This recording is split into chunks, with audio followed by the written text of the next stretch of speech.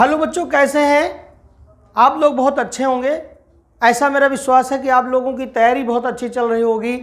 कल आपका रसायन विज्ञान का पेपर है। मैं उन यूपी बोर्ड के सभी विद्यार्थियों के विषय में बात कर रहा हूं जो कल 25 तारीख को अपने यूपी बोर्ड की रसायन विज्ञान की परीक्षा देने जा रहे हैं। तो मेरे प्यारे बच्चों, कल मैंने पार्ट 1 में काफ़ी इम्पॉर्टेंट टॉपिक के विषय में चर्चा किया था और आज आपके साथ पार्ट 2 में पुनः है जो रह गया था, जो चैप्टर रह गए थे उन पे चर्चा करने चल रहे हैं। आप देख रहे होंगे डी और एफ ब्लॉक एलिमेंट, यहाँ क्या लिखा है? डी और एफ ब्लॉक। तो डी और एफ ब्लॉक के चैप्टर में आपको क्या क्या इंपॉर्टेंट पढ़ना है? देखो बहुत समय कम है, तो कम समय में हम कैसे अधिक नॉलेज हासिल करें कि मतलब रिवीजन करें कि कल मैं बात बहुत अच्छे तरीके से लिख ले जाऊं।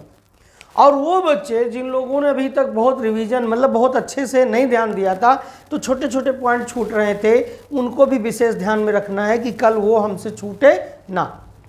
तो डी और एफ ब्लॉक, इसमें क्या पढ़ना है आपको? संक्रमण तत्व क्या है, समझाइए तथा विशेषताएं। आपको याद होगा जहाँ पे मैंने डी ब्लॉक पढ़ाया था, या जिन बच्चों ने जहाँ भी पढ़ा होगा, उनमें से 12-13 पॉइंट उनके यानी प्रॉपर्टीज भी पढ़ाई गई हैं। तो वही है संक्रमण तत्व क्या है, समझाइए तथा विशेषताएं। तो विशेषता का मतलब इनके 12-13 गुणधर्म है, उनको लिखना है। या ऐसा प्रश्न आ सकता है, डी ब्लॉक के तत्वों को संक्रमण तत्व क्यों कहते हैं, समझाइए। अंतः संक्रमण तत्व क्या है? आपने लेंथेनाइड और एक्टिनाइड पढ़ा होगा, वो सब आपको जानना है। लेंथेनाइड संकुचन क्या है? लेंथेनाइड कंट्रक्शन पूछा गया है, संकुचन क्या है? K2Cl2O7 बनाने की विधियों की रासायनिक समीकरण, पोटेशियम डाइक्रोमेट बनाने की कौन कौन सी रासायनिक समीकरणें हैं, वो आपको रिवाइज कर लेना है, ध्यान देना है। क्या कहते हैं, पायरोलुसाइड द्वारा पोटेशियम परमैंगनेट बनाने की विधि जाननी, यानी उसकी रासायनिक समीकरण याद रखना, कई बार परीक्षा में पूछा जा चुका है। जो उपसहसंयोजन यौगिक है उनमें ज़्यादा नहीं पढ़ना आपको। देखो अगर पहले से आप जम के पढ़े हुए हैं तब तो ठीक है, लेकिन उसमें ज़्यादा दिमाग नहीं लगाना। क्या करना क्या है आपको? अब देखो समय कम है, तो जनरली आपको लिगेंड जानना है, उपसहसंयोजन संख्या यानी कोऑर्डिनेशन नंबर जानना है, ऑक्सीकरण यानी जो धातु तत्व है, जो मेटल है, सेंट्रल मेटल है, उसकी ऑक्सीकरण संख्या निकालने सीखना है। इसका भी प्रश्न आ सकता है, कोऑर्डिनेशन नंबर का भी आ सकता है, और नंबर ऑफ लिगेंड्स मोनोडेंटेट, अगर बाइडेंटेट है तो डबल मान के चलिएगा, ट्राइडेंटेट है तो 3 मान के चलिएगा, तो है ना। तो उससे कोऑर्डिनेशन नंबर यानी उपसहसंयोजन संख्या निकल आएगी। IUPAC नॉमेनक्लेचर आपको करना ही आएगा ही, इसमें कोई मतलब बाधा नहीं है। आइसोमेरिज्म आता है तो ठीक है, अब अलग से आइसोमेरिज्म अब मत तैयार करिएगा। अगर नहीं तैयार है तो इसको छोड़ दीजिएगा, आप यहीं तक इतना पढ़ लीजिएगा, इसी में आपका कल्याण हो जाएगा। लेकिन जिनको आता है आइसोमेरिज्म रिवाइज कर लेना, ठीक। इसका ऑब्जेक्टिव भी आ सकता है या प्रश्न भी पूछ सकते हैं। हाइब्रिडाइजेशन भी कभी कभी कोई एग्जामिनर ऐसा मिल जाता है जो हाइब्रिडाइजेशन पे अच्छा प्रश्न बना देता है। तो करना क्या है मुझे, तब हाइब्रिडाइजेशन का मुझे सवाल आपको पढ़ाया होगा, जो लिगेंड हैं, स्ट्रॉन्ग लिगेंड और वीक लिगेंड, उनके आधार पर कैसे हम सब निकालेंगे हाइब्रिडाइजेशन, कैसे कॉलम बनाएंगे और हाइब्रिडेशन निकालेंगे, ये आपको मैंने सिखाया था। अब आ जाओ इधर, आप ऑर्गेनिक की तरफ आ जाएं। तो हैलोएल्केन हैलोरिन में रिवीजन करने वाला सबसे पहला काम है कि महत्वपूर्ण रासायनिक अभिक्रिया कौन? डार्जन, हुंसडीकर, हैलोफार्म, उर्ज फिटिंग अभिक्रिया। इतनी रिएक्शन आप रिवाइज कर लेंगे, ठीक है। इसके अलावा हैलोरिन क्या है, इनकी 2 प्रमुख प्रतिस्थापन अभिक्रिया पूछा गया प्रश्न है।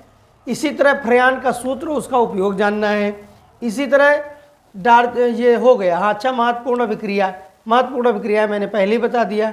अब इसी एल्कोहल इसमें आता है, ऑर्गेनिक का पहला तो हैलोएल्केन हैलोरिन हो गया, दूसरा एल्कोहल फिनाल ईथर हो गया। तो फिनाल बनाने की विधियाँ और एल्कोहल में क्या जानना, मेथिल एल्कोहल और एथिल एल्कोहल, ठीक है। उसके बाद जो है आपको फिनाल बनाना जानते ही, आप पढ़े, सब प्रोडक्शन है। ईथर में डाईमेथिल ईथर, डाईएथिल ईथर, तो आप डाईएथिल ईथर पढ़ लीजिएगा। एल्कोहलों को अब 2 2-3 प्रश्न ऐसे हैं छोटे छोटे जो कई बार, जैसे एल्कोहलों को सौंदर्य प्रसाधन में उपयोग क्यों किया जाता है, क्या कारण है कि एल्कोहलों का उपयोग सौंदर्य प्रसाधन में होता है। ठीक ऐसे ल्यूकास परीक्षण पूछा जा सकता है। इसमें फर्मेंटेशन क्या है, किण्वन क्या है, विलियमसन, अब रिएक्शन की बात करें, विलियम संश्लेषण, कोल्वे, स्मिथ, रीमन, टीमन आदि रिएक्शन। इसी तरह एल्डिहाइड, कीटोन, कार्बोक्सिलिक नंबर 3, इसमें क्या है, फॉर्मल्डिहाइड और acetaldehyde, acetone, formic acid, acetic acid, ये प्रोडक्ट हैं, ये आप अपना रिवाइज करें, इनमें से मेन रिएक्शन पढ़िएगा। फिर उसके बाद एल्डोल संघनन में रिएक्शन देख लीजिए, एल्डोल संघनन, कैनिजारो, स्मिथ, क्लेमेंसन, ठीक है, ये मुख्य रिएक्शन है। फिर आता है नंबर 4 पे आता है नाइट्रोजन युक्त कार्बनिक यौगिक में मेथिलअमीन और एथिलअमीन पढ़ेंगे। स्मिथ अभिक्रिया द्वारा प्राथमिक अमीन और 1 डिग्री, 2 डिग्री, 3 डिग्री अमीन की पहचान आपको बस जनरली देख लेना है। फिर कार्बिलअमीन, हाफमैन ब्रोमाइड, ये रिएक्शन है। इसके अलावा एक चैप्टर बचता है जैव अणु, बायोमॉलिक्यूल्स। ये चैप्टर आपको जो बायो सेक्शन के बच्चे हैं उनका बढ़िया से प्रिपेयर होगा। ग्लूकोज, फ्रक्टोज, गैलेक्टोज, सुक्रोज, है ना, जो भी हैं। तो ग्लूकोज के बारे में पूछा गया है, जैसे रजतीकरण क्या है, सिल्वराइजेशन, जहाँ पे आपने पढ़ा था क्या होता है जब ग्लूकोज की अभिक्रिया टॉलिन अभिकर्मक से कराई जाती है, तो सिल्वर मिरर बनता है, रजतीकरण उसको कहते हैं। ठीक, ग्लूकोनिक अम्ल कब बनता है और जो है तमाम रिएक्शन उसमें ध्यान दीजिएगा, वो पहले लिखी 20-21 की बाद वाली सारी रिएक्शन आपको उसमें तैयार कर लेना है। उनके उपयोग हैं, सुक्रोज का सूत्र क्या होता है, सबसे मीठी सुक्रोज कौन सी है, और ये सारी बातें छोटी छोटी।